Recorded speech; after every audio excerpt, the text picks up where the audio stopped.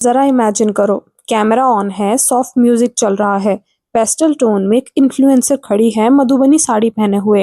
Caption में लिखा है proud of Bihar, proud of our culture.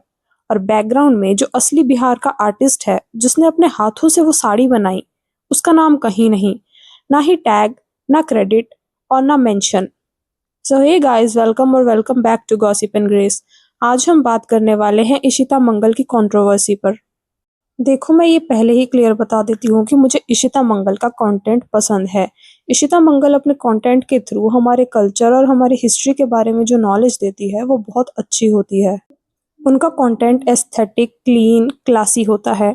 But जब कोई चीज़ गलत लगती है तो उसके बारे में बात करना भी उतना ही ज़रूरी है, बिकॉज एप्रिसिएशन बिना अकाउंटेबिलिटी के बस पीआर बन जाता है।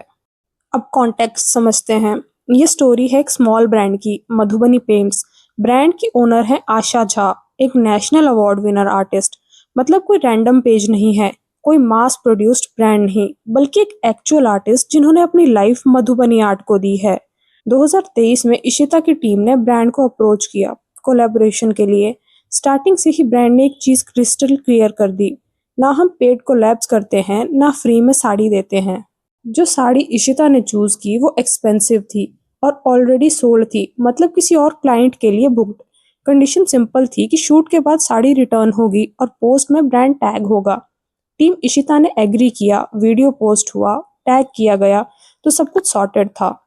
लेकिन फिर जब साड़ी रिटर्न करने का टाइम आया तो कंप्लीट साइलेंस। फॉलो अप्स हुए, डेट्स पूछी गई, रिप्लाईज डिलेड। सिचुएशन इतनी अर्जेंट हो गई कि ब्रांड ओनर को अपनी सिस्टर को दिल्ली से पर्सनली साड़ी कलेक्ट करने भेजना पड़ा, क्योंकि वो साड़ी किसी और क्लाइंट को देनी थी। अब चलो यहीं तक स्टोरी होती तो एक मिसकम्युनिकेशन बोल के छोड़ सकते थे। बट एक साल बाद जब ब्रांड ने कैजुअली वही इंस्टाग्राम पोस्ट दोबारा देखी तो ब्रांड का टैग गायब था, रिमूव कर दिया गया। ना ही कोई इंटीमेशन और ना ही कोई एक्सप्लेनेशन। ब्रांड ने फिर से कांटेक्ट किया। मुस्कान, जो कि एक एक्स असिस्टेंट है, उन्होंने बोला कि मैं अब इशिता के साथ काम नहीं करती। गरिमा, जो कि एक स्टाइलिस्ट है, उन्होंने कोई रिस्पॉन्स नहीं दिया। फिर 2024 में इशिता एक नया बिहार रिलेटेड पोस्ट डालती हैं, सेम मधुबनी साड़ी पहनकर, सेम एस्थेटिक्स और सेम वाइब। लेकिन फिर भी ब्रांड को टैग नहीं किया गया। और इस बार तो नेक्स्ट लेवल काम हुआ। ब्रांड ओनर आशा झा की इमेज भी यूज कर ली, बिना उनकी परमिशन के। यहीं पे ब्रांड का पेशेंस खत्म होता है। ब्रांड ओपनली बोलता है कि हम ड्रामा नहीं चाहते थे, इसलिए 2 साल चुप रहे। लेकिन जब बिहार के नाम पे हमारा काम को यूज करके हमें इग्नोर किया गया, तो बोलना जरूरी हो गया। अब यहीं से एक सवाल खड़ा होता है कि बिहार, हैंडलूम, आर्ट और कल्चर बस एक एस्थेटिक प्रॉप बन चुका है इंस्टाग्राम के लिए। पब्लिकली बिहार को सेलिब्रेट करना इजी है, लेकिन प्राइवेटली बिहार के आर्टिस्ट को रिस्पेक्ट देना अपेरेंटली ऑप्शनल हो गया है। ब्रांड ने क्लैरिफाई किया कि ब्लाउज गिफ्ट था, साड़ी गिफ्ट नहीं थी। और ब्रांड ने चैलेंज भी दिया कि अगर कहीं हमने साड़ी गिफ्ट करने का प्रॉमिस किया हो तो दिखाओ। फिर इशिता का रिस्पॉन्स आता है। उनका कहना था कि नॉर्मली वो साड़ी रिटर्न कर देती हैं। इस केस में स्टाइलिस्ट ने पूछा था कि अवार्ड फंक्शन के लिए साड़ी रख सकते हैं। ब्रांड मना कर सकता था, बट ब्रांड ने गिफ्ट करने का डिसीजन लिया। इशिता का क्लेम है कि कंटेंट लाइव रहा, ब्रांड को 4 महीने का फ्री मार्केटिंग मिला और बाद में ब्रांड ने बोला कि साड़ी कस्टम ऑर्डर थी और वापस चाहिए। अब एक न्यू साड़ी का प्रॉमिस भी किया गया जो कभी पूरा ही नहीं हुआ। उनका पॉइंट ये है कि गिफ्ट नहीं देना था तो ठीक है, बट प्रॉमिस क्यों किया? और यहाँ पे दोनों साइड की स्टोरीज बिल्कुल अपोजिट डायरेक्शन में जाती हैं। ब्रांड बोलता है कि कभी गिफ्ट का प्रॉमिस नहीं किया और इशिता बोलती हैं कि प्रॉमिस हुआ था। इसलिए ब्रांड चैट्स के स्क्रीनशॉट पब्लिक करता है जिसमें क्लियरली साड़ी गिफ्ट करने का कोई मेंशन नहीं दिख रहा।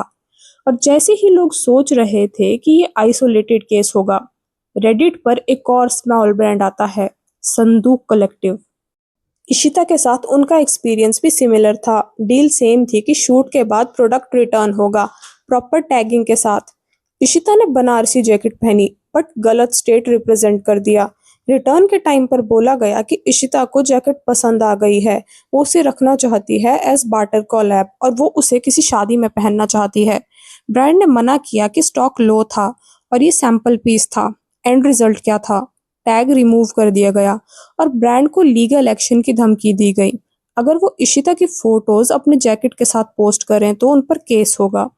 अब यहाँ पे एक पैटर्न दिख रहा है और ये पैटर्न सिर्फ इशिता का नहीं है, ये इन्फ्लुएंसर इकोनॉमी का एक ट्रुथ है। जब तक स्मॉल ब्रांड फ्री में सामान दे रहा है तब तक कल्चर, आर्ट, सपोर्ट, एम्पावरमेंट की बात होती है। और जैसे ही ब्रांड अपनी बाउंड्री रखता है तो साइलेंस, ब्रांड का टैग रिमूव हो जाता है और नैरेटिव शिफ्ट। और सबसे ज्यादा प्रॉब्लमेटिक पार्ट क्या है? कल्चर को फेस वैल्यू पे यूज करना, आर्टिस्ट को इनविजिबल बनाना। बिहार को कैप्शन में लव देना इजी है, लेकिन बिहार के आर्टिस्ट को क्रेडिट देना उतना ग्लैमरस नहीं लगता है शायद। और यहीं पे ऑडियंस डिवाइड हो जाती है। कुछ लोग बोलते हैं कि इन्फ्लुएंसर का राइट है, इमेज उनकी है। कुछ बोलते हैं कि स्मॉल ब्रांड्स को एक्सपोजर मिलता है। बट रियल क्वेश्चन एक्सपोजर का नहीं है, क्वेश्चन रिस्पेक्ट का है, ट्रांसपेरेंसी का है और पावर इम्बैलेंस का है।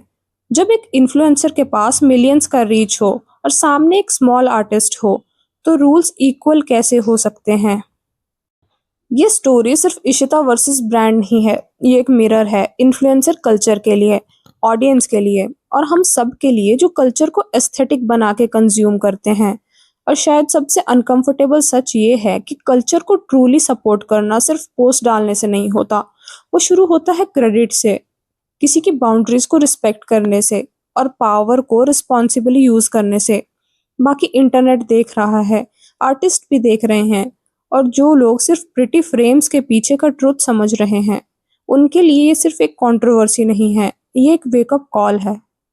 अगर आपको लगता है कि रीच के साथ रिस्पॉन्सिबिलिटी भी आनी चाहिए, अगर आप मानते हो कि क्रेडिट कोई फेवर नहीं बल्कि बेसिक रिस्पेक्ट है, तो फिर इस इशू को सिर्फ कंट्रोवर्सी बोल के इग्नोर करना भी एक चॉइस है।